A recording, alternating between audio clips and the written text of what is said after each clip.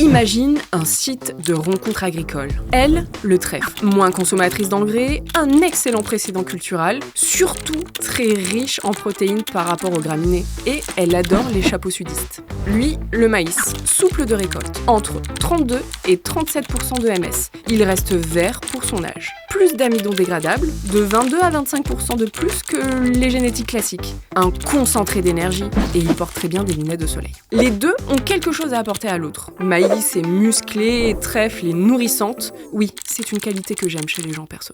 Lui, il apporte de l'énergie. Elle apporte de l'azote. Oui, l'azote dans un couple, c'est important, d'accord ? Au début, ils passent un temps d'abstinence, chacun dans son silo. Mais quand ça match, c'est dans la mélangeuse que la magie opère. Et là, ils forment un duo de choc, complémentaire et parfait. Pour que cette histoire d'amour dure longtemps, il faut que maïs et trèfle gardent leur qualité de départ. Ils doivent rester beaux et frais, du début à la fin. Pour que trèfle reste pimpante, elle a besoin des bactéries homofermentaires. Cette bactérie aide à préserver ses protéines précieuses en acidifiant le fourrage. En 15 jours, on peut réduire le pH de 0,5 points et augmenter la valeur nutritive de 11 points PDIN et 3,5 points PDIE. Et maïs dans tout ça, eh bien lui, il reste plein d'énergie. Pour ça, il a besoin des bactéries hétérofermentaires, un gros shot au moment où il entre dans le silo. Ces bactéries hétérofermentaires produisent du propylène glycol, une source d'énergie précieuse en transformant les sucres du fourrage. Nos essais montrent qu'on peut produire plus 10 grammes par kilo de MS de propylène glycol. À l'échelle d'une ration, c'est énorme.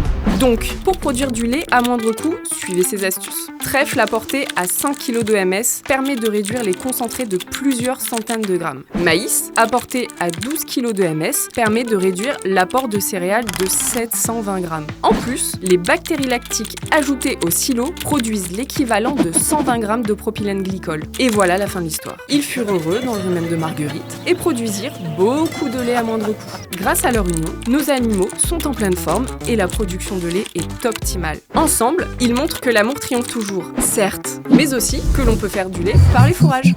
Comptoir des éleveurs.